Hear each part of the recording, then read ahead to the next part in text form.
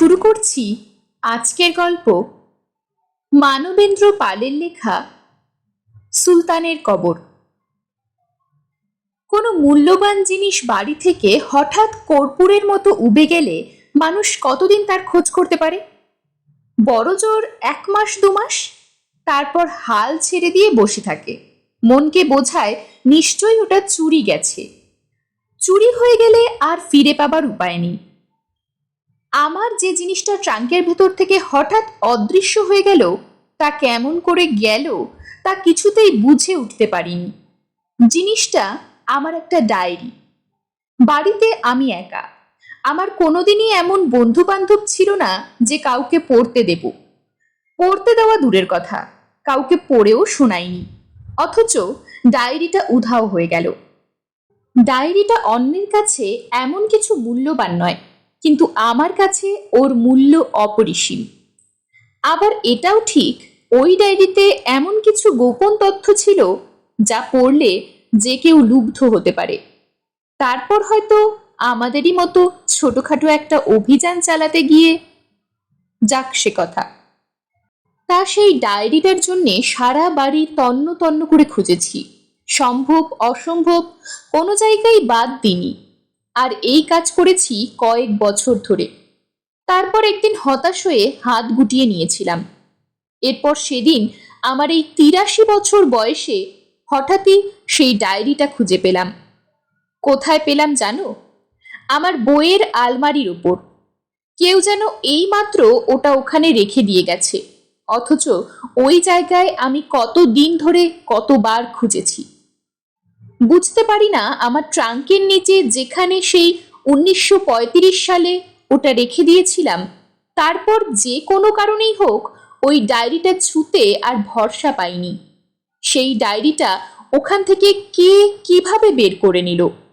আর এতগুলো বছর পর কেই বা সেটা আমার নাকের ডগায় রেখে দিয়ে গেল। রেখে দিয়ে গেল এমন একটা সময়ে যখন দুরারোগ্য রোগে আমি একরকম শয্যাশায়ী, যখন আমি মৃত্যুর জন্য দিন গুনছি। ডায়েরিটা কেমন করে উধাও হয়ে গিয়েছিল সে রহস্য নিয়ে মাথা ঘামাতে চাই না। ওটা যে পেয়েছি এটাই আমার মস্ত বড় লাভ। মৃত্যুর আগে অন্তত আর একবার ডায়েরিটা পড়ে নিতে পারবো। রাতে শোবার আগে রতন আমায় যেমন নিয়মিত ওষুধ আর ঘুমের বড়ি খাইয়ে দেয়, তেমনি খাইয়ে পাশের ঘরে শুতে চলে গেল।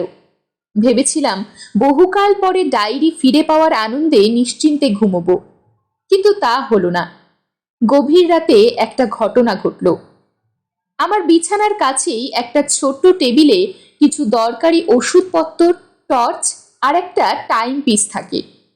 মাঝে মাঝে যখন ঘুম ভেঙে যায় তখন টাইম পিসটা দেখি কটা বাজলো, প্রহর গুনি কখন ভোর হবে। আজ হঠাৎ একটা খসখস শব্দে ঘুম ভেঙে গেল। রতন কি এ ঘরে ঢুকেছে? মশারির মধ্যে থেকে হাত বাড়িয়ে টর্চটা নেবার আগেই দেখলাম ঘরের মধ্যে একটা দীর্ঘ ছায়া মূর্তি। ক্রমে সেটা মানুষের মতো আকৃতি নিল।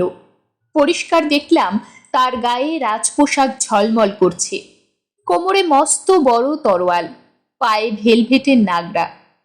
মনে হলো বিগত যুগের কোনো সুলতান।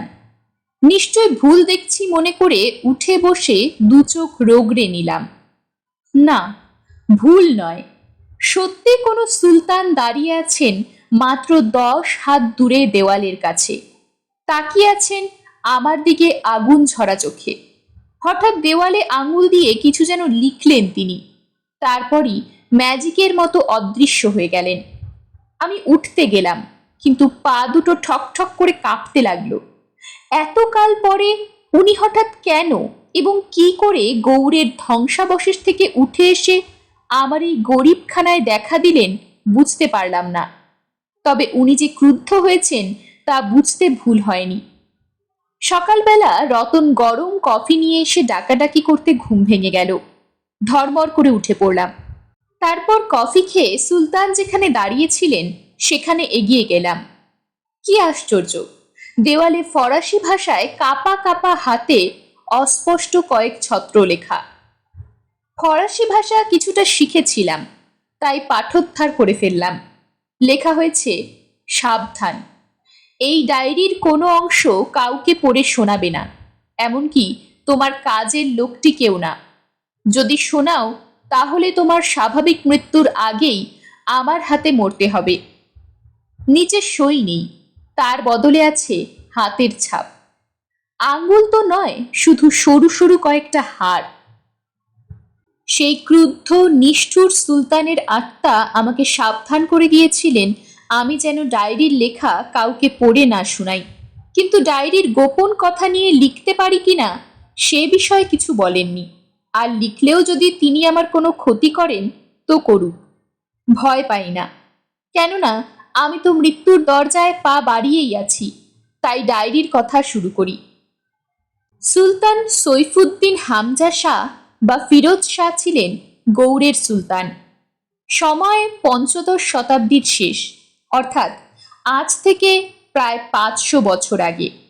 তিনি যে কি নিষ্ঠুর ছিলেন তা পরে বলবো। এখন আগের ঘটনায় আসি।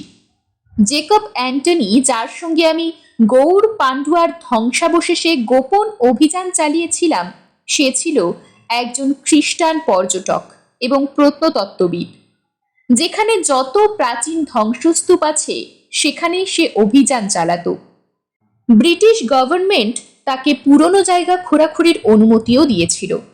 তাতে দরকার হলে সে লোকজন নিয়েও অনুসন্ধান চালাতে পারত। আমি থাকতাম দেশের বাড়িতে। মা বাবা মারা গেছেন আমার ছোটবেলায়। আমার কেউ কোথাও ছিল না, ফলে বেশ বেপরোয়া আর দুঃসাহসী হয়ে উঠেছিলাম। বাবার কিছু টাকা ছিল, ছিল মাথা গোজবার জায়গা, আর ছিল কিছু ধান জমি। কাজেই একা মানুষের বেশ কেটে যেত। এছাড়া করতাম গাইডের কাজ। আমাদের এলাকায় অনেক পুরনো মন্দির আছে, আছে বর্ধমান মহারাজাদের রাজবাড়ি। সারা বছর ট্যুরিস্টরা আসতো। তাদের আমি খুব আগ্রহ ভরে সেই সব মন্দির আর রাজ পরিবারের ইতিহাস শোনাতাম। অবশ্য বাবার কাছ থেকেই সব শুনেছিলাম। বাবা একসময় রাজ এসেস্টে কাজ করতেন। ট্যুরিস্টরা খুশি হয়ে আমাকে কিছু কিছু দিত, সেটাও আমার লাভ।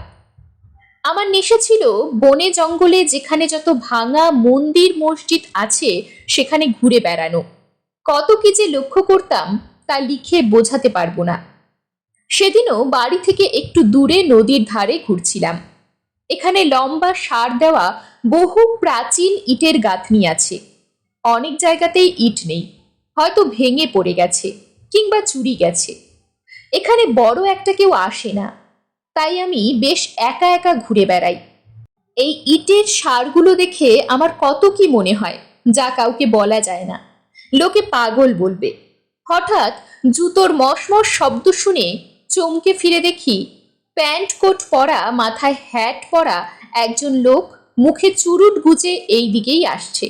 তার কাঁধে চামড়ার মস্ত ব্যাগ। আমাকে দেখে চুরুট সরিয়ে হেসে বলল, what are you doing here young man? লোকটার গায়ের রং কালো, ঠোঁটের ওপর পুরু গোঁফ, বেশ সুস্থ সবল বেটে খাটো চেহারা, দু চোখে ধূর্ত চাউনি। দেখলেই মনে হয় শুধু কর্মঠই নয়, সাহসীও। উত্তরে আমি বললাম, আপনি কোথা থেকে আসছেন? আপনাকে তো কখনো দেখিনি। লোকটা ঝপ করে ঘাসের ওপর বসে ব্যাগ থেকে জলের বোতল বের করে ঢক ঢক করে খানিকটা খেয়ে নিয়ে বলল, আমার নাম জেকব অ্যান্টনি। আপাতত এসেছি কর্ণ সুবর্ণ থেকে। কর্ণ সুবর্ণ কোথায় জানো তো? বললাম, জানি বই কি, মুর্শিদাবাদ জেলায়, ঐতিহাসিক জায়গা, একসময় বাংলার রাজধানী ছিল। Very good. তুমি তাহলে হিস্টোরিক্যাল জায়গা টায়গার খবর রাখো? হ্যাঁ, ঐতিহাসিক জায়গাগুলো দেখতে আমার খুব ইচ্ছে করে। Very good, very good. আপনি আমাদের দেশে কি করতে এসেছেন? জেকব হেসে বললেন, বাহ, আসবো না? তোমাদের এই কালনা তো বহু পুরনো জায়গা। ইস্ট ইন্ডিয়া কোম্পানির আমলে কালনার বানান কি লিখতো জানো? আমি মাথা নাড়লাম। কুলনা। আমি অবাক হয়ে গেলাম। জেকব বলতে লাগলো, এখানে মুসলমান আমলের বেশ কয়েকটা ভাঙা মসজিদ আছে। বর্ধমান রাজাদেরও অনেক কীর্তি আছে। আমি বলে উঠলাম, বর্ধমানের রাজাদের দুটো সমাজবাড়িও আছে, একটা পুরনো সমাজবাড়ি আর একটা নতুন সমাজবাড়ি। হোয়াট? সমাজবাড়ি? হ্যাঁ, রাজপরিবারের প্রয়াত সদস্যদের অস্থিভস্য এই দুই সমাজে রাখা হয়। শুধু হাড় আর ছাই? ওতে আমি ইন্টারেস্টেড নই। আমি চাই কফিনের মধ্যে রাজা রাজরাদের বডি, ডেড বডি। বলতে বলতে জেকবের দু চোখ ঝকঝক করে উঠল। সেরকম কিছু আছে? মাথা নাড়লাম, বললাম না। জেকব যেন আমার কথায় হতাশ হলো। এইভাবেই জেকবের সঙ্গে আমার প্রথম আলাপ। কথায় কথায় জেকব জানালো 2 দিন আগে সে এখানে এসেছে, উঠেছে একটা হোটেলে। এর মধ্যে পুরনো মন্দির মসজিদগুলো দেখে নিয়েছে। এখন ঘুরতে ঘুরতে এই নদীর ধারে এসেছে। আমি সেই ইটের সারগুলো দেখিয়ে বললাম, এগুলো কি বলতে পারেন সাহেব? জেকব 2-1টা ভাঙা ইট পরীক্ষা করে বলল, মনে হচ্ছে কোনো রাজবাড়ির ভাঙা পাঁচিল। নো নো সাহেব, ওগুলো হচ্ছে নীল চাষের জায়গা। আগে ইটের বড় বড় চৌবাচ্চা করে নীল গাছ ভিজিয়ে রাখা হতো। নীলকর সাহেবরা আমাদের দেশের গরিব চাষিদের উপর কত যে অমানুষিক অত্যাচার করেছে তা জানো না? জানি জানি, শুধু জানতাম না তোমাদের কালনাতেও নীল চাষ হতো। এরপর আরো 2 দিন জেকব আমাকে সঙ্গে নিয়ে ঘুরল। আমার সৌভাগ্য, আমাকে ওর খুব ভালো লেগেছে। তারপরই সে আমায় সেই লোভনীয় প্রস্তাবটা দিল। বলল, মালদা গিয়েছ? গৌড় পান্ডুয়া দেখেছ? বললাম, না। সে কি? গৌড় পান্ডুয়া না দেখলে বাংলার সুলতানদের ইতিহাস জানা যায় না। সারি সারি ধ্বংসাবশেষের মধ্যে এখনো লুকিয়ে আছে কত ঐশ্বর্য, সে তুমি না দেখলে ভাবতে পারবে না। আমি বললাম, আপনি গৌড় পান্ডুয়া গিয়েছেন? জ্বলন্ত চুরুটটা দাঁত থেকে সরিয়ে জেকব হেসে বললে, 1-8 বার নয়, 13 টাইমস। এতবার গিয়েও আবার যাবেন? হ্যাঁ, তার কারণ আমি শুধু ট্যুরিস্টদের মতো চোখের দেখা দেখি না, আমি কিছু খুঁজে বেড়াই। কি খোঁজেন? তা আমি এখন বলবো না। তুমি যাবে আমার সঙ্গে? আমি সানন্দে বলে উঠলাম, নিশ্চয়ই যাব। তবে একটা কথা, আমি যেখানে যেখানে যাব, যা যা করব, তা শুধু তুমি দেখে যাবে, কোনো কিছু জিজ্ঞেস করতে পারবে না, আর কাউকে কোনোদিন বলবে না। ঠিক আছে? আর আমার সঙ্গে বিশ্বাসঘাতকতা করলে ফল খারাপ হবে, মনে রেখো। বললাম, ঠিক আছে। তাহলে কাল নয় আর থেকে লাভ নেই, কালই বেরিয়ে পড়ব। কোথায় যাব প্রথমে? মালদা, সেখান থেকে গৌড় পান্ডুয়া। তারপর একটু থেমে বলল, মালদহ নাম কেন বলতে পারো? মাথা নাড়লাম। জেকব বলল, কেউ কেউ বলেন মলদ নামে একটি ট্রাইব বা সম্প্রদায় ছিল, ওই মলদ থেকে নাম হয়েছে মালদহ। আবার কেউ কেউ বলেন ফার্সি মাল আর বাংলা দহ, এই 2 শব্দ মিলে হয়েছে মালদহ। মাল শব্দের মানে ধন দৌলত, দহ শব্দের মানে সাগর, তাই মালদহের মানে ধন সাগর। এই নামই বুঝিয়ে দেয় মালদহের মধ্যে প্রাচীন ঐশ্বর্য এখনো কত লুকিয়ে আছে। বলতে বলতে জেকবের 2 চোখ লোভীর মতো চকচক করে উঠল। আমার সেটা ভালো লাগলো না। যারা ট্যুরিস্ট, যারা প্রত্নতত্ত্ববিদ, যারা মাটি খুঁড়ে প্রাচীন ইতিহাস খুঁজে বেড়ায়, ধন ঐশ্বর্যের কথায় তারা এমন লুব্ধ হবে কেন? যাই হোক, পরের দিনই আমরা মালদা রওনা হলাম। আজ এই 1999 সালে যারা গৌড় পান্ডুয়া দেখতে যাবেন, তারা কল্পনাও করতে পারবেন না সেই 1935 সালে সেখানকার অবস্থা কিরকম ছিল। চারিদিক ফাঁকা, এদিকে ওদিকে ধুধু মাঠ, দুধারে বাবলা গাছ, কোথাও বা আম বাগান, কাঁচা ধুলো ভরা রাস্তা, জনমানব শূন্য। মাঠের উপর দিয়ে দুপুরবেলা হু হু করে গরম বাতাস বয়। মনে হয় যেন কত যুগের মৃত্যু ক্ষুব্ধ আত্মারা দীর্ঘশ্বাস ফেলছে, যেন বলছে আর ওদিকে এগিয়েও না, ওখানে শুধু এখন আমাদের রাজত্ব। আমাদের বিরক্ত করো না, ভালোই ভালোই ফিরে যাও। গৌর পান্ডুয়ার মুখে যে কয়েকটা আদিবাসীদের মাটির ঘর ছিল, সূর্য ডোবার আগেই সেসব ঘরের দরজা জানালা বন্ধ হয়ে যেত, কেউ আর বেরোতো না। একটা অজানা ভয়, সে ভয় কিসের তা কেউ বলতে পারতো না। শুধু মনে হতো মৃত নিষ্ঠুর সুলতানদের অতৃপ্ত আত্মারা ঘুরে বেড়াচ্ছে, জীবিত অবস্থায় যেমন, তেমনি মৃত্যুর পরও কখন যে কার উপর তাদের কোপ ও দৃষ্টি পড়বে কেউ তা বলতে পারতো না। জেকব অ্যান্টনি অবশ্য এসব বিশ্বাস করতো না। সে বলতো ওসব মূর্খ ভীতু মানুষদের মনের ভুল, অন্ধ কুসংস্কার। আমিও তো তাই ভেবেছিলাম, কিন্তু শেষ পর্যন্ত যা ঘটল, থাক সে কথা। এখন আমার সেই ডায়েরি থেকে লিখি। 5ই মার্চ 1935। নতুন কিছু দেখার আনন্দে মন নাচছে। আজ রানাঘাট স্টেশন থেকে লালগোলা প্যাসেঞ্জারে উঠে লালগোলায় নামলাম, তারপর লালগোলা ঘাট, সেখান থেকে স্টিমারে পদ্মা পার হলাম। সে কি রোমাঞ্চ! এসব পথে কখনো আসিনি। জেকব এক মনে কি সব নোট করছে, আমার সঙ্গে কম কথা বলছে। আমরা নামলাম গোদাগাড়ি ঘাটে। সেখান থেকে মিটার গেজের ট্রেনে মালদা ফোর্ট স্টেশন, আবার জলযাত্রা। এবার মহানন্দা নৌকায় পার হয়ে এসে পৌঁছলাম মালদা টাউনে। নামেই টাউন, টাউনের চাকচিক্য কিছু নেই। প্রাচীন ঐতিহাসিক স্মৃতির চাদর জড়িয়ে শহরটা যেন নতুন যুগের মানুষদের অবাক হয়ে দেখছে। এখানে হোটেল টোটেল বিশেষ নেই, অথচ হোটেল ছাড়া উঠবো কোথায়? সঙ্গে দুজনেরই হালকা বেডি, আমার কাঁধে একটা ব্যাগ, তাতে টর্চ তো আছেই, তাছাড়া আছে জামা কাপড়, চটি, জুতো, তেল, সাবান, গায়ের চাদর, দড়ি, ছুরি ইত্যাদি। একজন দোকানদারকে বলতেই সে একটা হোটেলের ঠিকানা দিল। হোটেলটা গোলাপট্টিতে, বিহারি ঠাকুরদের হোটেল, নতুন হয়েছে।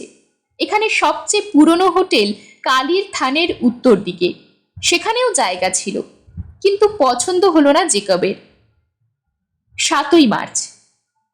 এখানে আসতে বেশ ধকল গিয়েছিল, তাই জেকব যখন বললে একটা দিন রেস্ট নাও, তখন খুব খুশি হলাম। কিন্তু সে নিজে রেস্ট নিল না, চা খেয়েই বেরিয়ে গেল। ঘন্টা 4 পরে ফিরল। বললাম, কোথায় গিয়েছিলে? উত্তরটা এড়িয়ে গিয়ে শুধু বলল, এই একটু। ওর এড়িয়ে যাওয়াটা আমার ভালো লাগলো না।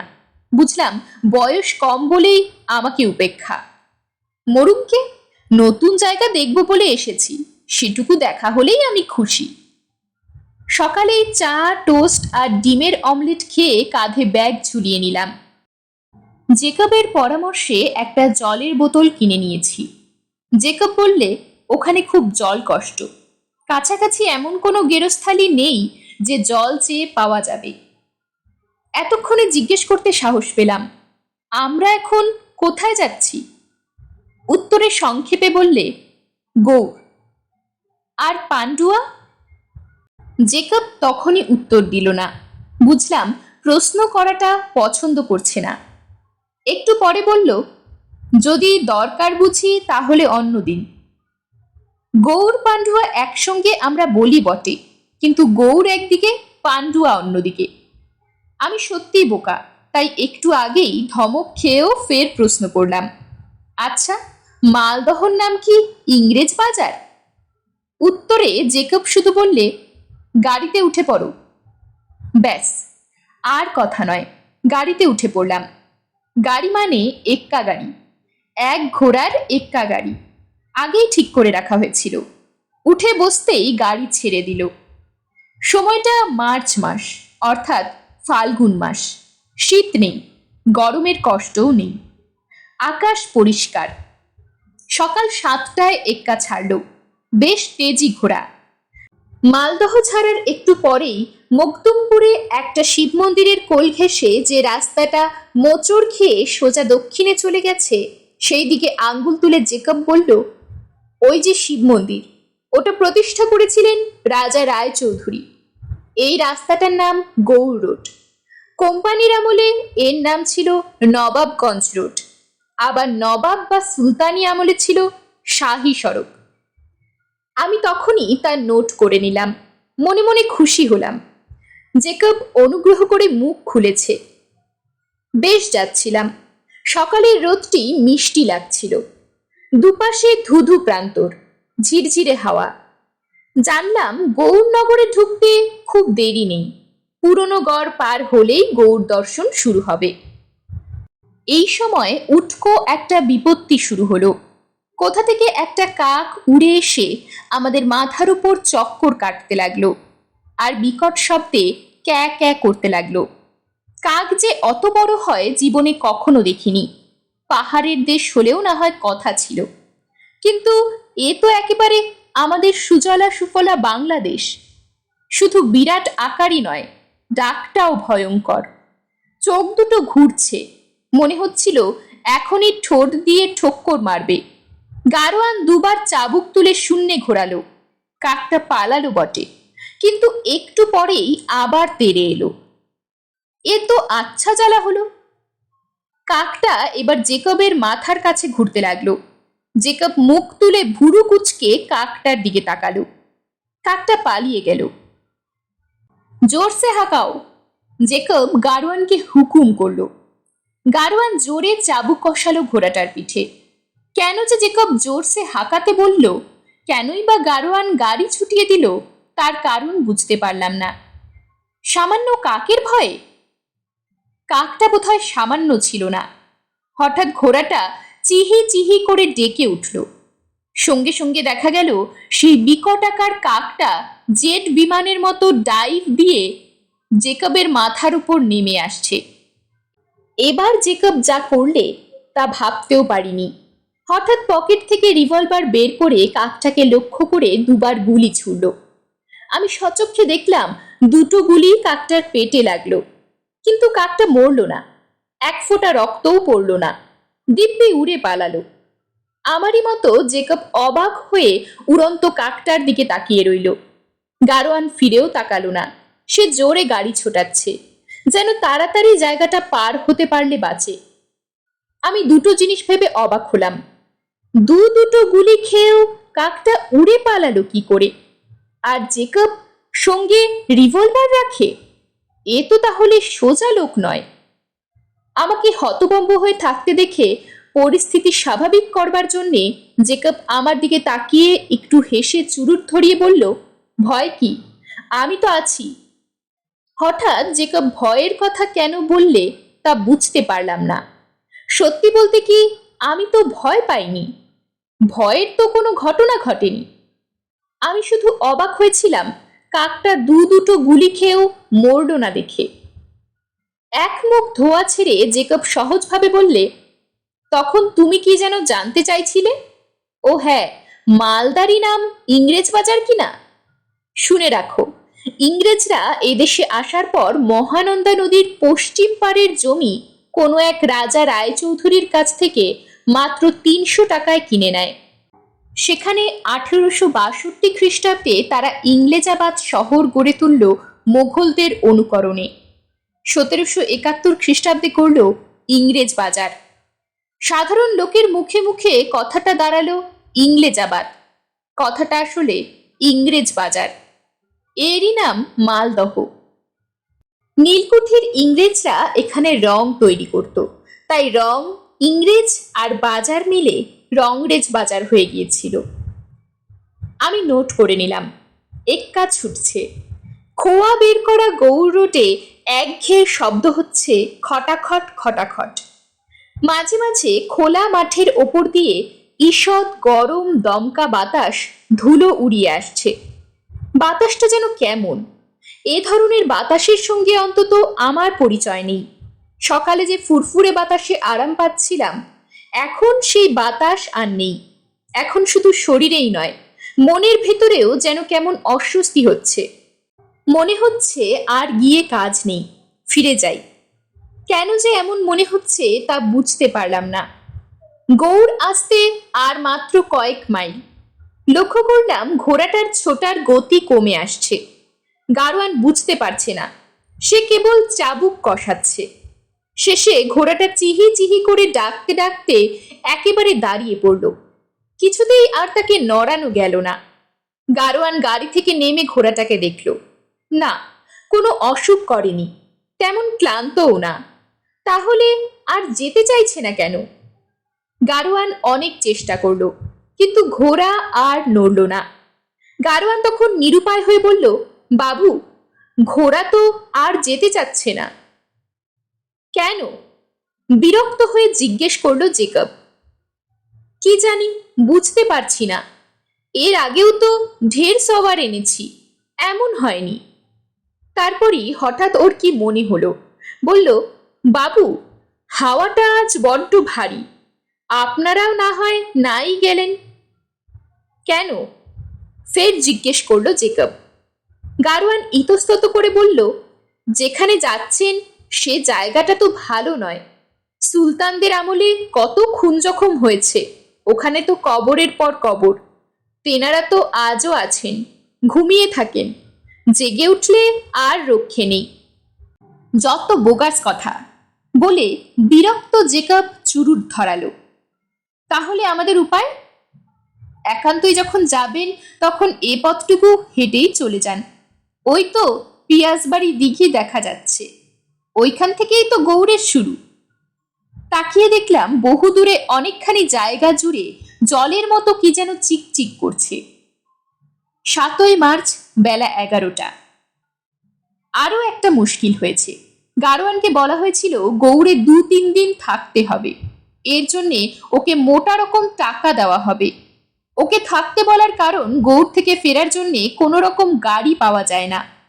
গারোয়ান টাকার লোভে রাজি হয়েছিল, কিন্তু ঘোড়াটা ওই রকম বিগড়ে যাওয়ায় গারোয়ান কিছুতেই থাকতে চাইল না।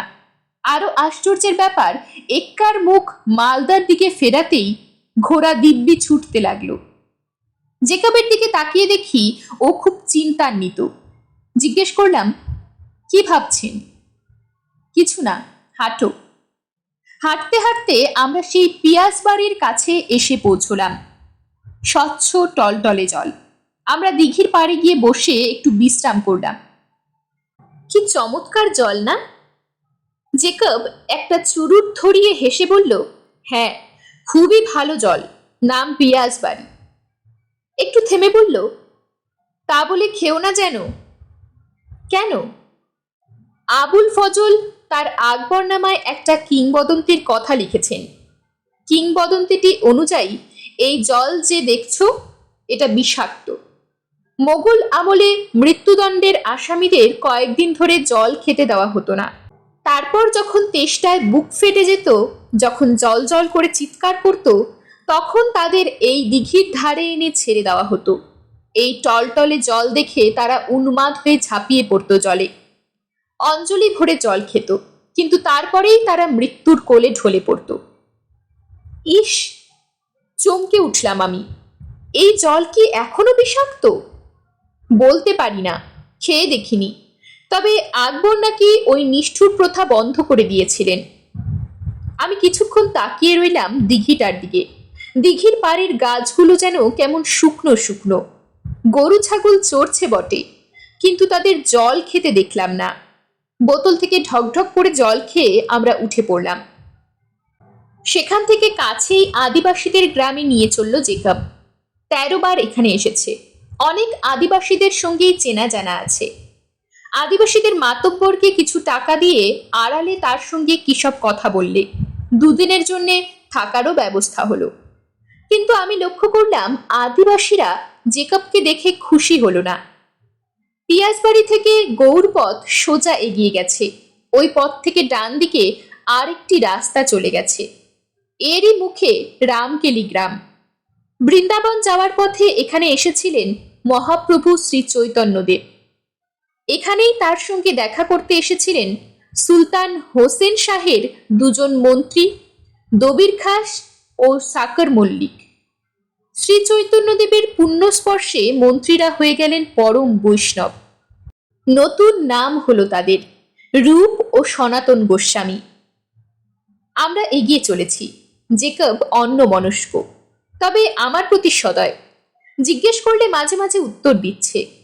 এইভাবেই দেখলাম মদনমোহন জিউয়ের মন্দির, সনাতন গোস্বামীর প্রতিষ্ঠিত শ্যামকুণ্ড, রাধাকুণ্ড, ললিতাকুণ্ড, বিশাখাকুণ্ড। দেখলাম রূপ গোস্বামীর তৈরি রূপসাগর। তারপরেই দক্ষিণে কিছু দূর গিয়ে থমকে দাঁড়িয়ে পড়লাম। বিশাল এক ভগ্ন প্রাসাদ। এইটি ইতিহাস বিখ্যাত বারদুয়ারি। এর একটু দূরেই দাঁড়িয়ে আছে খুব উঁচু প্রাচীর। এর নাম দাখিল দরওয়াজা। শাহী নগর কেন্দ্রের অর্থাৎ রাজবাড়ির প্রবেশের উত্তর দরজা ছিল। বিশাল সে দরজা, অবাক হয়ে দেখতে হয়। ওই দরজার মাথায় দাঁড়িয়ে গৌড়ের সুলতানরা বিজয়ী সৈনিকদের অভিবাদন গ্রহণ করতেন কান ফাটানো তোপধ্বনির সঙ্গে। আমি যখন অবাক হয়ে এসব দেখছি, জেকব তখন মাটিতে বসে ব্যাগ থেকে খাতাপত্তর বের করে কি সব নকশা দেখছে। সেলাম আলাইকুম। চমকে চেয়ে দেখি এক মুখ পাকা দাড়ি, আলখাল্লা পরা দীর্ঘকায় ফকিরের মতো একজন দাঁড়িয়ে আছে। গাইড? ফকির বললে। জেকব ভয়ানক বিরক্ত হয়ে বললে, না না, গাইডের দরকার নেই। ফকির মিনতি করে বললে, সব ভালো করে দেখিয়ে দেব বাবু, যা খুশি তাই দেবেন। বলছি তো গাইড লাগবে না, তুমি যাও এখন। ফকির বললে, নিজেরা হয়তো ঘুরে ঘুরে সব দেখবেন, কিন্তু শুধু দেখে কি হবে? বহুত কাহানি হ্যাঁ, যা আমি জানি আপনারা জানেন না। কতজনের কত দুঃখ, চোখের জল, কত খুন। ফিরোজ মিনারের নাম তো শুনেছেন? ফিরোজ নামটা শুনেই জেকবের দু চোখ ছক ছক করে উঠল। ওর মাথায় বুঝি কোনো মতলব খেলল। উঠে দাঁড়িয়ে বলল, এখানে সুলতানদের কবরগুলো কোথায় আছে বলতে পারো? কত কবর চান? দিলির খাঁর কবর, ফতে খাঁর কবর, সুলতান হোসেন শাহর কবর, নসরত শাহের কবর, তার ছেলেদের কবর, আরও কত খানদানি রাজপুরুষদের কবর। আরও পুরনো কবর যদি দেখতে চান তাহলে বাংলা কোট চলুন। জেকব উৎসাহিত হয়ে বললে, তুমি আগে ফিরোজ মিনার চলো, সুলতান ফিরোজের কথা জানতে চাই। বেলা 12টা বাজে। আমরা দাখিল দরওয়াজাকে ডান দিকে রেখে চলেছি দক্ষিণমুখী। পাশে পরীক্ষা আর গড়। গড়ে চাষ হচ্ছে। দেখলে মনে হয় কি শান্ত নিশ্চিন্ত জীবন। ফকির তার আলখাল্লা পরা দীর্ঘ দেহ নিয়ে আগে আগে চলেছে আমাদের পথ দেখিয়ে। জেকবের সন্ধানী দৃষ্টি চারিদিকে কি যেন খুঁজে বেড়াচ্ছে। একটু পরেই মিনারের মাথা দেখা গেল। আমরা মিনারটার সামনে গিয়ে দাঁড়ালাম। গাইড যা বলল তা থেকে জানলাম মিনারটির নাম ফিরোজ মিনার। অনেকে মনে করেন এটি বিজয় স্তম্ভ, আবার অনেকের মতে এটি মঝিন মঞ্চ। মঝিন মঞ্চ মানে কি আমি তা জানি না, গাইডকে জিজ্ঞেস করার সময়ও পাইনি। বেশি প্রশ্ন করলে জেকব হয়তো বিরক্ত হবে। লোকটাকে এখনো ঠিক বুঝতে পারছি না। মিনারটা অনেকটা দিল্লির কুতুব মিনারের মতো, তবে অত উঁচু নয়। 5টি থাক, অর্থাৎ প্রায় 5 তলা। সবার উপরে রয়েছে কারুকার্যময় গম্বুজ। সবচেয়ে বড় আকর্ষণ মিনারটি নীল রঙের টালিতে গাঁথা। গাইড জানালো মিনারটি তৈরি করেছিলেন হাফসি বংশীয় সুলতান সৈফুদ্দিন ফিরোজ শাহ। ফিরোজ শাহ অত্যন্ত খেয়ালি ও জাঁকজমকপ্রিয় সুলতান ছিলেন। প্রচুর ঐশ্বর্য ছিল তার। জেকব এতক্ষণ অন্যদিকে মুখ ফিরিয়ে গাইডের কথাগুলো শুনছিল, যেন তার শোনার দরকার নেই, সবই সে জানে। প্রচুর ঐশ্বর্য, খেয়ালি আর জাঁকজমকপ্রিয় কথা তিনটে শুনে সে এবার গাইডের দিকে তাকালো। আমি এমন বইও পড়েছি যাতে লেখা আছে সুলতান ফিরোজ শাহ নিজের কবরগৃহ কিরকম হবে, কি কি জিনিস দিয়ে সাজানো হবে তার ব্যবস্থা নিজেই করে গিয়েছিলেন। এ ব্যাপারে তুমি কিছু জানো ফকির সাহেব? গাইড মাথা নাড়ল। না। তবে আর তুমি কি ছাই জানো বলে জেকব অবজ্ঞার দৃষ্টিতে গাইডের দিকে তাকালো। গাইডের মুখটা অপমানে থমথম করতে লাগলো, তবু সে তার কর্তব্য করল। ফিরোজ মিনার নিয়ে যে কিংবদন্তি আছে তা গড়গড় করে বলে গেল। কাহিনীটা এই রকম। সুলতান ফিরোজ শাহর খেয়াল হলো অবিলম্বে খুব উঁচু একটা মিনার তুলতে হবে। তামাম গৌড় সুলতানের কীর্তির মধ্যে যেটা শ্রেষ্ঠ দর্শনীয় বস্তু হয়ে থাকবে, আর মিনারের কারুকার্য হবে অসাধারণ। সঙ্গে সঙ্গে নগরের শ্রেষ্ঠ রাজমিস্ত্রিকে ডাকা হলো। রাজমিস্ত্রি কাজে লেগে পড়ল। 1 মাস যেতে না যেতেই সুলতান খবর নিতে পাঠান কত দূর হলো। এত বড় মিনার তৈরি করা তো জাদুমন্ত্রের ব্যাপার নয়, সময় তো লাগবেই। কিন্তু অবুঝ অধৈর্য সুলতানের আর তর্স হয় না। কিসের এত তারা কে জানে। শেষে একদিন রেগে মেগে তানজামে চড়ে লোকলস্কর নিয়ে নিজেই চলে এলেন। কাজ দেখে তিনি হতাশ হলেন। বড় ধীরে কাজ হচ্ছে। কেন এত দেরি হচ্ছে? চিৎকার দিলেন সুলতান। রাজমিস্ত্রি বোঝাতে চাইল, এসব কাজ তাড়াহুড়ো করে হয় না। যে জিনিস বহু যুগ ধরে কীর্তি হয়ে থাকবে তা তৈরি করার সময় যথেষ্ট সময় দিতে হবে। সুলতান রাজমিস্ত্রির এই কৈফিয়তে খুশি হলেন না। তার ভ্রুজোড়া কপালে লাফিয়ে উঠল। দু চোখে ক্রোধের বন্যি শিখা।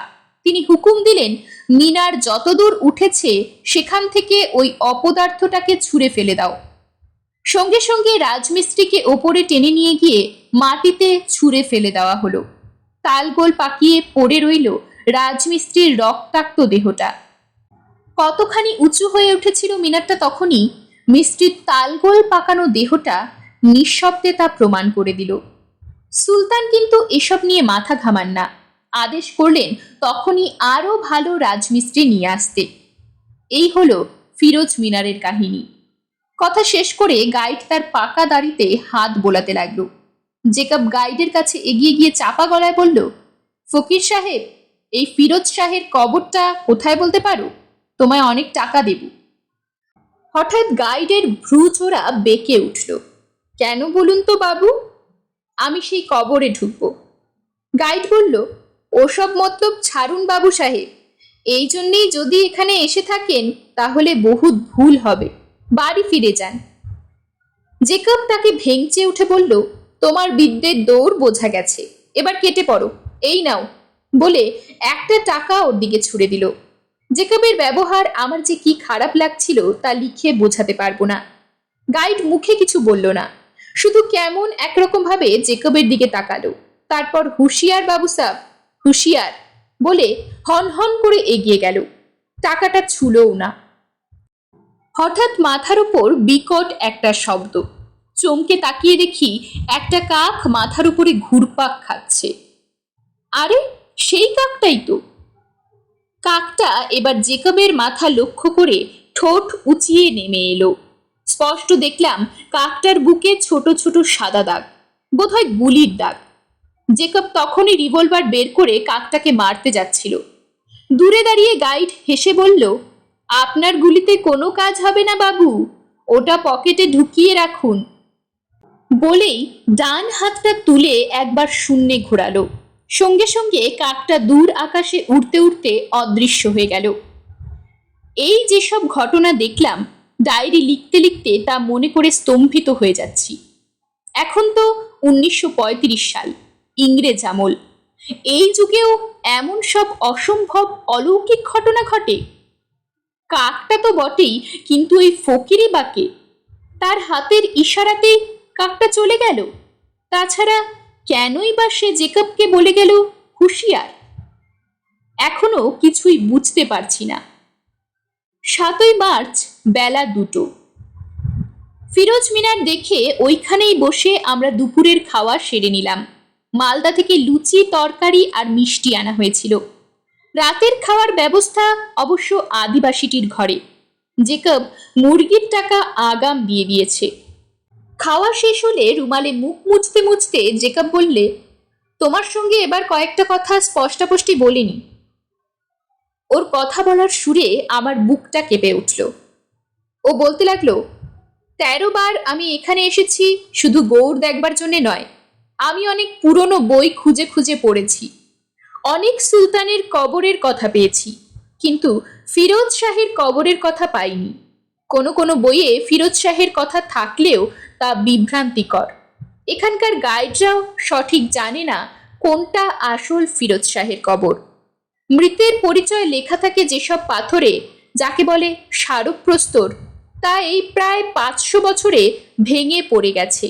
কাজেই প্রকৃত ফিরোজ শাহের কবর কোনটি কেউ তা স্পষ্ট করে বলতে পারে না, কিন্তু আমি খুব পুরনো দুটো ফার্সি বইয়ে সেই কবরের হদিশ পেয়েছি, তার নকশাও করে এনেছি। খেয়ালি সুলতান নিজেই নিজের কবর গৃহ করে গিয়েছিলেন এক গোপন জায়গায়। কথাটা শুনে রাখো, শুধুই কবর নয়, কবর গৃহ। সেইখানেই রয়েছে সুলতানের দেহ আর তার প্রচুর ঐশ্বর্য, যেমন মিশরে সম্রাটদের মমির সঙ্গে রাখা হতো। আমি সেই ঐশ্বর্যের লোভেই এবার এসেছি। তোমাকে এনেছি আমার স্বার্থে। তুমি আমাকে সাহায্য করবে, কেননা ওই ঐশ্বর্য একা উদ্ধার করা আমার একার সাধ্য নয়, বুঝেছ? আমি রাগে দুঃখে ভয়ে চুপ করে রইলাম। হায়, শেষ পর্যন্ত একটা চোরের সঙ্গে আমি এখানে এলাম। চুপ করে থেকো না, জেকব চেঁচিয়ে উঠল। যা বলবো তাই শুনবে, নইলে গুলি করে তোমায় মেরে এখানেই পুঁতে রেখে যাব। কাক পক্ষীতেও টের পাবে না।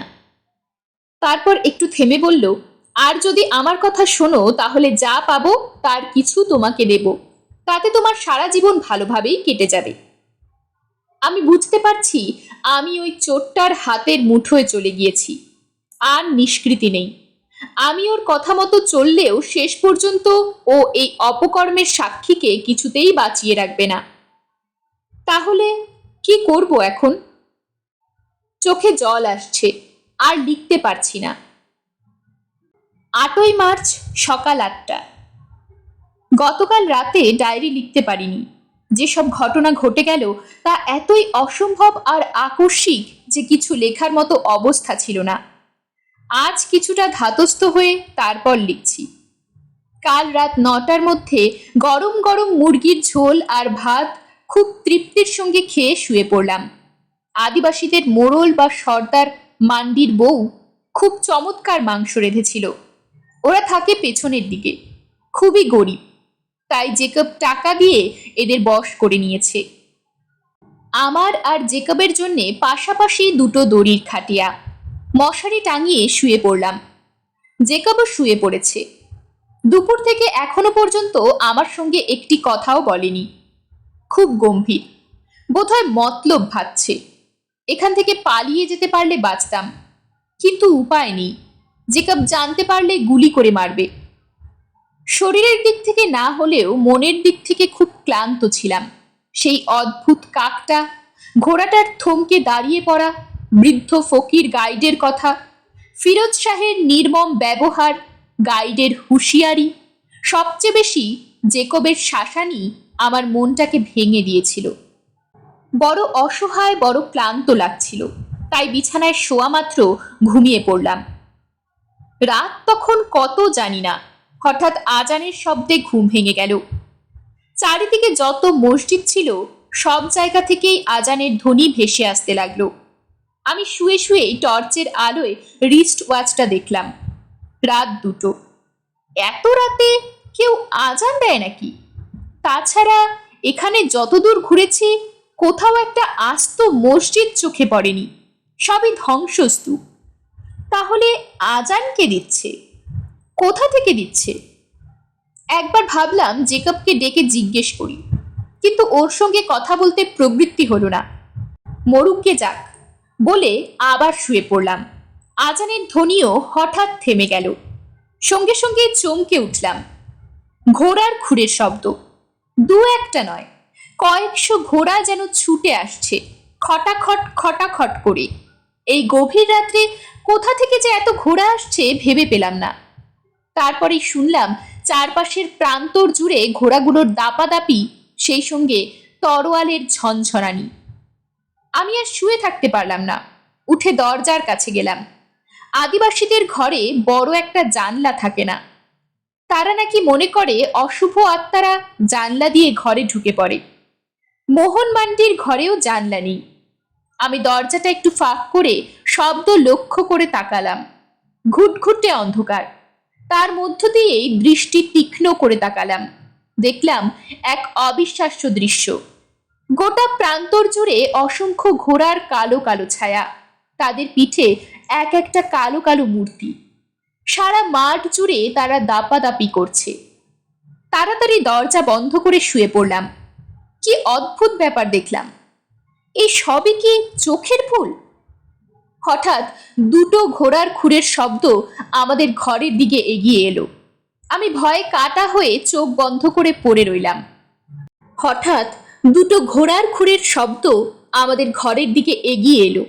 আমি ভয়ে কাটা হয়ে চোখ বন্ধ করে পড়ে রইলাম। ঘোড়া দুটো যেন কাছেই কোথাও এসে থামলো। তারপরেই শুনলাম একটা মর্মান্তিক আর্তনাদ, স্পষ্ট মানুষের গলায়। আমি বিপদগ্রস্ত। আমি জালালউদ্দিনের পুত্র শামসুদ্দিন। আমাকে হত্যা করতে এসেছে আমারই দুজন কৃতদাস। আমাকে বাঁচাও। তারপরেই একটা অস্পষ্ট গোঙানি দুপুর রাতের বাতাসে মিশে গেল। আমি নিঃশ্বাস বন্ধ করে পড়ে রইলাম। আর কোনো শব্দ নেই। মনে মনে ভাবতে লাগলাম, এ রাত কি ভোর হবে না? এসব কি শুনলাম? সুলতান শামসুদ্দিনকে হত্যা করেছিল তারই দুই কৃতদাস। সে তো 1400 খ্রিস্টাব্দের মাঝামাঝি সময়ের কথা। এত বছর পর আজ সেই শামসুদ্দিনের মৃত্যু ভয়ে আড়ষ্ট গলা শুনলাম। এরকম গভীর কোনো রাতে তার দুই বিশ্বস্ত কৃতদাস কি ঘোড়ায় চড়ে এসে তাকে খুন করে গিয়েছিল? ছোটিবাবু! চমকে উঠলাম। একেবারে ঠিক দরজার বাইরে কে যেন ডাকলো। ছোটিবাবু বলে কে কাকে ডাকলো? একটু পরে আবার সেই থমথমে গলা, ছোটিবাবু! আমাদেরই কাউকে কেউ ডাকছে, কিন্তু কে ডাকছে? বরাবরই আমার খুব সাহস, কিন্তু ক্ষেত্র বিশেষে খুব সাহস যে ভালো নয় তা তখনও বুঝিনি। আমি উঠে দরজার কাছে গিয়ে দাঁড়ালাম, কিন্তু তখনই দরজা খুললাম না। অপেক্ষা করে রইলাম আবার কেউ ডাকে কিনা শোনার জন্যে। একটু পরেই আবার সেই গলা, এবার খুব কাছে। মনে হলো যে ডাকছে সে দরজার বাইরেই দাঁড়িয়ে আছে। এবার আমি নিঃশ্বাস বন্ধ করে দরজাটা খুলে ফেললাম। সঙ্গে সঙ্গে একটা ঠান্ডা বাতাস গায়ে ছুঁচের মতো বিঁধল। কিন্তু কিন্তু কই, কেউ তো নেই। কি করব ভেবে না পেয়ে আমি একবার এদিক ওদিক দেখে নিলাম। না, কেউ নেই। হঠাৎ আবার সেই কণ্ঠস্বর, ছোটিবাবু! এবার যেন একটু দূরে। আমি মন্ত্রমুগ্ধের মতো সেই স্বর লক্ষ্য করে অন্ধকারের মধ্যে এগিয়ে চললাম। অন্ধকার, শুধুই অন্ধকার। জীবনে অন্ধকার ঢের দেখেছি, কিন্তু ওরকম নিশ্চিদ্র অন্ধকার কখনো দেখিনি।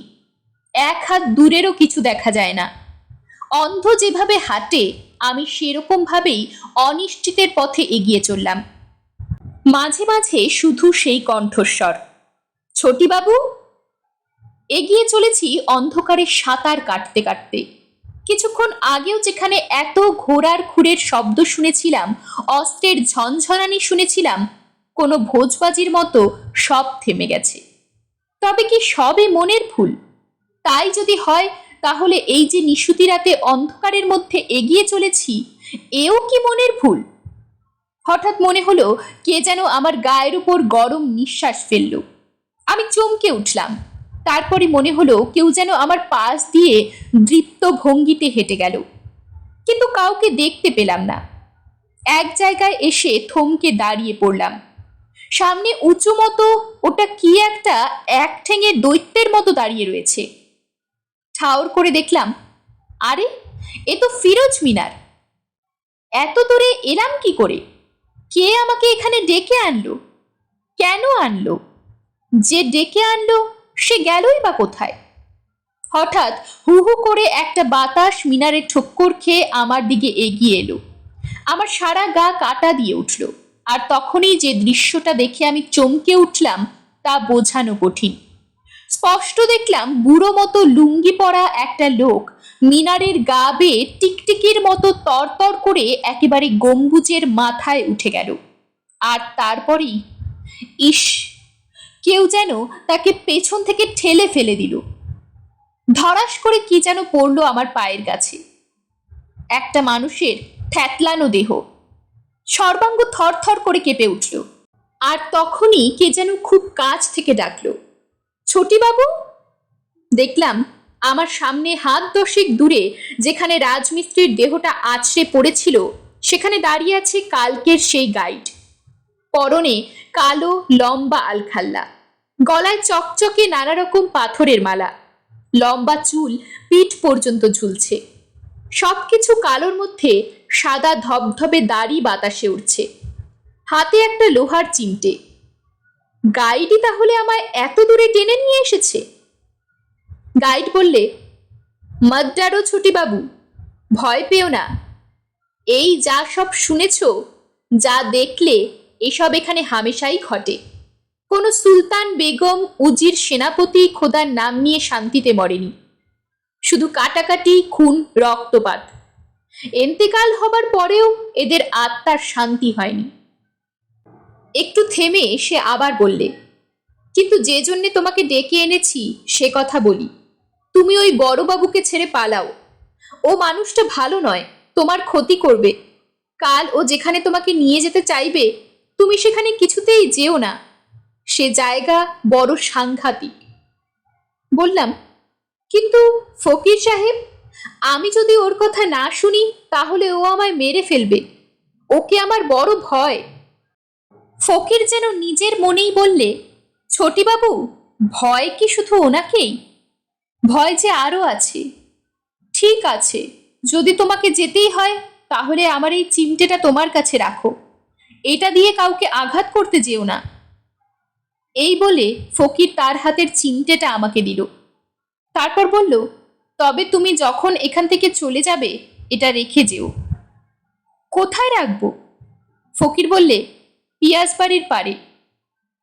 এতক্ষণে জিজ্ঞেস করলাম, ফকির সাহেব, আপনি এই গভীর রাতে কোথা থেকে এলেন? ফকির বললে, আমি তো দিনরাত এখানেই থাকি। দিনরাত কি করেন? দিনের বেলা গাইড, রাতের বেলা পাহারাদার। আপনি পাহারাও দেন? ফকির সাহেব হাসলো একটু। কালো মুখের মধ্যে থেকে ধবধবে সাদা উঁচু উঁচু দাঁতের সারি ঝিকিয়ে উঠল। আমার গা শিউরে উঠল। কেউ? সাহস করে বললাম, কি পাহারা দেন?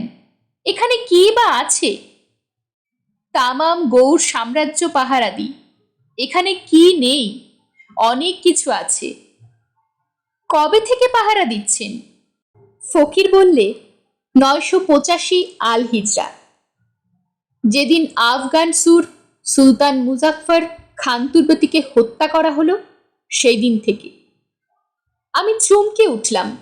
মুজাফফর খান তুর্বতীকে খুন করার সময় যদি 985 আল হিজরা হয় তাহলে সেটা 1580 সালের কথা। অবাক হয়ে তাকাতে দেখি ফকির অন্ধকারে মিলিয়ে যাচ্ছে। 9ই মার্চ বেলা 11টা। বেলা 11টা নাগাদ জেকব মোহন মান্ডি আর কয়েকজন আদিবাসীকে নিয়ে বেরিয়ে পড়ল। ওদের হাতে কোদাল, শাবল, গাইতি। তাছাড়া জেকবের কাঁধে যে ঝোলাটা রয়েছে তার মধ্যেও নিশ্চয়ই কিছু যন্ত্রপাতি আছে। জেকব আমাকে আদেশ করল, আমার পাশে পাশে হাঁটো, পিছিয়ে পড়ার চেষ্টা করবে না। ও ভেবেছে আমি হয়তো পালিয়ে যাব, পালিয়ে গিয়ে হয়তো ওর মতলব ফাঁস করে দেব। আমি তাই নিষ্প্রাণ পুতুলের মতো ওর পাশে পাশে চললাম। কোথায় যাচ্ছি, কত দূরে যাচ্ছি তা জানি না। মনে পড়ল গত রাতের কথা, ফকিরের সেই কথাগুলো। ছোটিবাবু, বড়বাবু যেখানে নিয়ে যেতে চাইবে সেখানে যেও না। কিন্তু উপায় নেই, যেতে হচ্ছে। ভরসা শুধু ফকিরের দেওয়া চিমটেটা। জেকব ব্যঙ্গ করে বলেছিল, ওটা আবার পেলে কোথায়? বলেছিলাম, মাঠে কুড়িয়ে পেয়েছি। ঠাট্টা করে বলেছিল, রেখে দাও, সাপ ব্যাঙ সামনে পড়লে মারতে পারবে। ক্রমে আমরা ভাঙা প্রাসাদ, মসজিদ ছাড়িয়ে একটা প্রান্তরে এসে পৌঁছলাম। জেকব এগিয়ে চলেছে, যেন ইতিমধ্যেই জায়গাটা চিনে রেখেছে। নির্জন প্রান্তর, দূরে দূরে গরু মোষ চড়ছে। এপাশে ওপাশে 2-3টে দিঘির মতো পুকুর। এসবই একদিন সুলতানদের কেউ না কেউ তৈরি করেছিলেন। আজ তাদের কথা কেউ জানে না। ফাল্গুন মাস, এরই মধ্যে রোদের তেজ বেড়ে উঠেছে। জেকব ব্যাগ থেকে একটা টুপি বার করে মাথায় চাপিয়ে নিল। একে তো বেটে কালো চেহারা, তার উপর যখন টুপি মাথায় পরে গটগট করে হাঁটছিল তখন ওকে মনে হচ্ছিল একটা ক্ষুদে শয়তান। কিছু দূর এগিয়ে একটা ভাঙা পাঁচিল দেখা গেল। বোঝা গেল এক সময় অনেকখানি জায়গা ঘিরে মস্ত উঁচু পাঁচিল ছিল, কিন্তু এখন শুধু খানিকটা দাঁড়িয়ে আছে। আমরা সেই খাড়া পাঁচিলের পাশ দিয়ে মাঠের মতো একটা খোলা জায়গায় ঢুকলাম। জেকব তার নোট বই বের করে দেখে নিল, তারপর ফিতে ফেলে কিছু দূর মাপঝোঁক করলো। এবার সে মনের আনন্দে টুপিটা খুলে ফেলল, তারপর আদিবাসীদের একটা বিশেষ জায়গায় খুঁড়তে বলল। আমি তো কিছুই ভেবে পাচ্ছিলাম না। এ তো সমতল জায়গা, কবরের চিহ্ন মাত্র নেই, এখানে খুঁড়ে কি লাভ? ততক্ষণে আদিবাসীরা গাড়িটি চালাতে আরম্ভ করেছে। প্রায় 3 ঘন্টা ধরে চলল খোঁড়া। অনেকখানি জায়গা জুড়ে একটা বিশাল গর্ত হলো। চারিদিকে ছড়িয়ে পড়ল ধুলো আর ইটের টুকরো। জেকব কয়েকটা ভাঙা ইট কুড়িয়ে নিয়ে পরীক্ষা করলো, তারপর আদিবাসীদের হাতে কতগুলো টাকা গুজে দিয়ে বলল, আরো টাকা পাবে, গভীর করে খোঁড়ো। ঝপাং ঝপাং করে গাইতির ঘা পড়তে লাগলো। একটা মানুষের মতো গভীর গর্ত তৈরি হলো। জেকব সেই গর্তের মধ্যে নেমে পড়ল, কিন্তু প্রতি মুহূর্তেই আমার উপর ওর সতর্ক দৃষ্টি। আরো জোরে গা হাত চালাও। আদিবাসীরা টাকার লোভে জীবন পণ করে গাইতি চালাতে লাগলো। এবার মাটি অনেক ঢিলে, গাইতির এক এক ঘা পড়ে আর হুড়মুড় করে ইট মাটির চাঙড় ভেঙে পড়ে। সঙ্গে সঙ্গে কোদালে করে সেগুলো তুলে বাইরে ফেলে দিতে লাগলো। এখন স্পষ্ট বোঝা যাচ্ছে ভেতরটা ফাঁকা, ওখানে কিছু আছে। লক্ষ্য করলাম আদিবাসীদের গাইতি চালানো যেন আস্তে আস্তে ঝিমিয়ে আসছে। ওরা কি ক্লান্ত হয়ে পড়ছে? কিন্তু না, ওরা বারবার আকাশের দিকে তাকাচ্ছে। তারপর হঠাৎই গাইতি রেখে দিয়ে ওরা জেকবকে ব্যস্ত হয়ে বলল, আমরা এখন চললাম। জেকব প্রচন্ড রেগে বলল, চললে মানে? আর একটু খুঁড়লেই ভেতরে ঢুকতে পারবো, এখন চললাম বললে হবে না। ওরা একসঙ্গে বলল, না, সন্ধে হয়ে আসছে, সন্ধ্যের আগেই আমাদের ঘরে ঢুকতে হবে।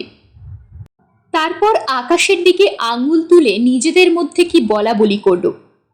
তাকিয়ে দেখলাম ঘন কালো মেঘ উত্তর পশ্চিম কোণে জমে উঠেছে। একে তো চারিদিক নিস্তব্ধ, লোকজনের চিহ্ন মাত্র নেই।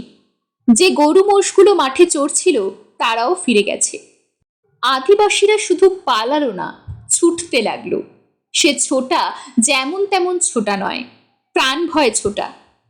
অনেক পরে জেনেছিলাম ওদের সংস্কার, ফাল্গুনের বিকেলে যদি মেঘ ওঠে, ঝড় হয়, তাহলে তা বিপদের সংকেত। জেকব বেজার হয়ে বললে, সব ভিতুর এক শেষ, একটুর জন্যে কাজটা শেষ হলো না। এমন সময় মাঠের ওদিক থেকে গো গো করে শব্দ উঠল। আমরা চমকে উঠলাম। প্রচণ্ড ঝড় আসছে। এই ধুধু মাঠের মধ্যে ঝড়ের মুখে পড়লে রক্ষে নেই, তাই আমরাও ঘরমুখো ছুটতে লাগলাম। 9 মার্চ রাত 2টো। সারা রাত ঝড়ের দাপট ছাড়া আর কোনো ঘটনা ঘটেনি। পরশুদিন রাতে যে আজান ধ্বনি বা ঘোড়ার ছোটাছুটির শব্দ শুনেছিলাম, গত রাতে সেরকম শুনিনি। আজ সকালে উঠেও দেখি আকাশের মুখ ভার। জেকবের মুখ ততোধিক ভার, মাঝে মাঝে শো শো করে দমকা বাতাস দিচ্ছে। এ এক অকাল দুর্যোগ। জেকবকে দেখছি ঘরের মধ্যে ছটফট করছে। খোঁড়ার কাজ অসমাপ্ত পড়ে আছে। এখানকার চোর ডাকাতদের ভয় নেই। তারা আর যাই হোক মৃতের কবরকে সম্মান করে কিংবা ভয় করে।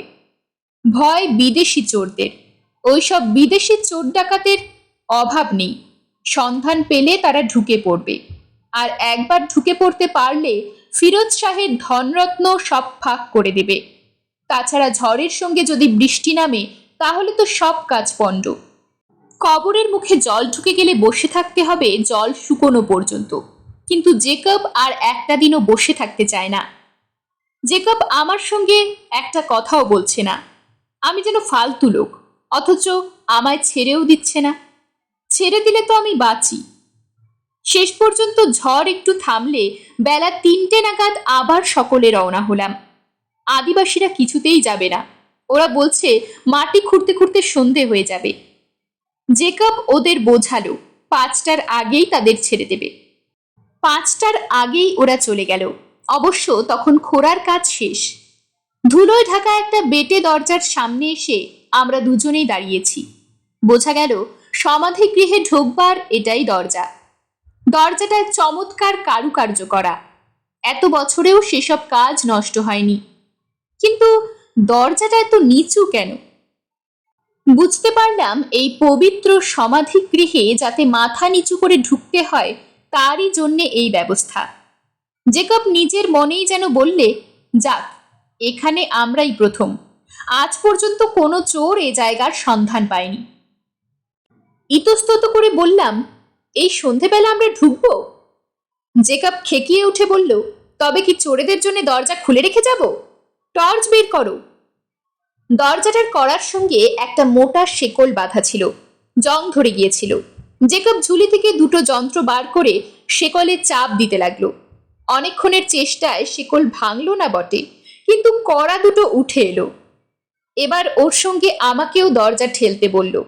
দুজনে জোরে ধাক্কাধাক্কি করতেই একটা বিকট শব্দ করে দরজাটা খুলে গেল। একরাশ ধুলোর সঙ্গে একটা ভ্যাপসা গন্ধ নাকে এসে ঢুকলো। আমরা দুজনেই নাকে রুমাল চাপা দিলাম। মিনিট 5 পরে আমরা টর্চ জেলে ভেতরে ঢুকলাম। কালো পাথরের টালি দিয়ে গাঁথা মেঝে, ভেতরে ঘুটঘুটে অন্ধকার। আমার গাটা ছমছম করতে লাগলো। 500 বছর পর এ কোন প্রেতপুরীতে আমরা ঢুকছি? হয়তো ভয়ের কোনো কারণই থাকতো না যদি না মাত্র পরশু রাত্রেই আমার সেই ভয়ঙ্কর অভিজ্ঞতা হতো। এখানে আসার আগে থেকেই আমি কিছু অলৌকিক ব্যাপার প্রত্যক্ষ করেছি। 1 নাম্বার, সেই কাকটা গুলি খেয়েও যেটা মরেনি। 2 নাম্বার, কেন এক্কার ঘোড়াটা পিয়াজবাড়ি দিঘির আগেই থমকে দাঁড়িয়ে পড়ল? কেন আর এক কদমও এগোলো না? 3য়ত, ফকির সাহেব, যে নাকি সারা রাত্রি গোটা গৌড় পাহারা দিয়ে বেড়ায়। কাজেই এই কবর গৃহ যে শুধুই একটা পুরনো কবরস্থান তা নাও হতে পারে। এটা যে ভয়ঙ্কর জায়গা, এখানে এলে যে বিপদ অবশ্যম্ভাবী, ফকির সে কথা বলে আমায় সাবধান করে দিয়েছিল। এসব কথা মনে হতেই আমার পা দুটো অসাড় হয়ে গেল, আর এক পাও এগোতে সাহস হলো না। জেকব ধমক দিয়ে বললে, হা করে দাঁড়িয়ে রইলে কেন? তাড়াতাড়ি এসো। তার সেই কণ্ঠস্বর চাপা ঘরের 4 দেওয়ালে ধাক্কা খেয়ে গম গম করে উঠল। সঙ্গে সঙ্গে স্পষ্ট শুনলাম কাছেই কোথায় মৃদু শব্দ হলো। শব্দটা শুনে মনে হলো কিছু যেন নড়ে উঠল, কেউ যেন সংকীর্ণ জায়গার মধ্যে পাশ ফিরল। শব্দটা জেকবও শুনেছিল। দেখলাম সেও কান খাড়া করে দাঁড়িয়ে পড়ল। তারপরই যেন নিজের মনেই বলল, ও কিছু না। আমাকে আদেশ করলো, আমার পাশে পাশে এসো। আমি বললাম, জুতোটা খুলবো? দরকার নেই। অগত্যা পবিত্র কবর গৃহে জুতো পরেই এগিয়ে চললাম। একটাই ভরসা, ফকিরের দেওয়া লোহার চিমটেটা আমার মুঠোয় শক্ত করে ধরা। জেকব চারিদিকে টর্চের আলো ফেলছে। হঠাৎ ও থমকে দাঁড়িয়ে পড়ল। এ কি, এ ঘরে এত কবর? আমিও অবাক হলাম। দুপাশে 7টা মাঝারি সাইজের কবর, কিন্তু তা তো হবার কথা নয়। জেকবের লক্ষ্য কোনো এক ফিরোজ শাহের কবর। তিনি সুলতান ছিলেন, প্রচুর ঐশ্বর্য, অত্যন্ত খেয়ালি। মরার আগে তিনি নাকি কোনো গোপন জায়গায় নিজের সমাধিঘর তৈরি করে রেখেছিলেন। সেখানে নিশ্চয়ই তিনি শুধুই রাজ পোশাক পরে শুয়ে থাকবেন না, সঙ্গে সোনাদানা ধনরত্নও থাকবে। আর নিশ্চয়ই সেই কবর গৃহ হবে তার একারই। তাই যদি হয় তাহলে এই কবরগুলো কাদের? তবে কি এটা সুলতান ফিরোজ শাহের কবর নয়? জেকব যেন আমার মনের কথা টের পেয়ে বলল, এগুলো হয়তো তার ঘনিষ্ঠ আত্মীয় স্বজনের। তাহলে সুলতানের কবরটা কোথায়? জেকব চারিদিকে টর্চের আলো ফেলতে লাগলো। অন্ধকার এতই জমাট যে টর্চের আলো বেশি দূর যাচ্ছিল না। হঠাৎ চোখ পড়ল দেওয়ালের একদিকে প্রায় 4 হাত উঁচুতে একটা ছোট দরজা। আমরা তাড়াতাড়ি সেই দিকে এগিয়ে গেলাম। হ্যাঁ, দরজাই। তবে এটাকে দরজা না বলে একটা বড় জানালা বলা যেতে পারে। তবে জানালা নয়, জানালা হলে গরাদ থাকতো। এতে দরজার মতোই মস্ত দুটো পেতলের কড়া লাগানো আছে, আর কড়া দুটো সিল করা। দরজার গায়ে ফার্সিতে কি যেন লেখা আছে, অক্ষর উঠে গেছে। জেকব ভালো করে পড়তে পারল না, তবে সে নিশ্চিত এই ঘরেই সুলতান আছেন। তখনই সে যন্ত্রপাতি দিয়ে সিল ভেঙে ফেলল। আমার বুকের মধ্যে ধড়াস করে উঠল। স্পষ্ট অনুভব করলাম আমার পেছনে কারা যেন নিঃশব্দে এসে দাঁড়িয়েছে। চকিতে পিছন ফিরলাম, কিন্তু কিছুই দেখতে পেলাম না। শুধু একটা তপ্ত হাওয়া আমার শার্টটাকে দুলিয়ে দিয়ে গেল। এই বদ্ধ ঘরে হাওয়া কোথা থেকে আসবে তা বুঝতে পারলাম না। আমি চিমটেটা আরো শক্ত করে ধরলাম। ঘ্যাচাং ঘ্যাচাং করে বার কয়েক ঝাঁকানি দিতেই দরজাটা খুলে গেল। জেকব পকেট থেকে রিভলভার বার করে জুতো পায়েই ভেতরে লাফিয়ে পড়ল। বুঝল না কার জন্যে রিভলভার, কে আছে ঘরে। যে থাকতে পারে তাকে রিভলভার কিচ্ছু করতে পারে না। আমিও টর্চ জেলে ভেতরে ঢুকছিলাম। জেকব কড়া গলায় বললে, তুমি বাইরে থাকো, ডাকলে তবে এসো। আমি যেন বেঁচে গেলাম। সেই কুঠুরির বাইরে দাঁড়িয়েই আমি ভেতরটা এক ঝলক দেখে নিলাম। সাজানো গোছানো ঘর, দেওয়ালে দেওয়ালে ফার্সিতে কোরআনের বাণী। একটা উঁচু বেদির ওপর স্থাপিত কোষ্ঠী পাথরের মতো চকচকে কালো পাথরের বিশাল একটা কবর। কবরের গায়ে নীল, সাদা, হলুদ, সবুজ মিনারের কাজ। এ ঘরে ওই একটি কবর। কবরের দৈর্ঘ্য দেখলেই বুঝতে অসুবিধে হয় না এখানে যিনি শুয়ে আছেন তিনি লম্বায় 6 ফিটেরও বেশি। সমাধির ওপর টাঙানো রয়েছে সাদা সিল্কের শামিয়ানা, জীর্ণ বিবর্ণ। 4টে লাল থামে শামিয়ানার 4 কোণে দড়ি বাঁধা, ঝুলছে সোনার চেন। লক্ষ্য পড়ল কবরের চারপাশে হাতির দাঁতের ক্যাশ বাক্সের মতো বড় বড় বাক্স।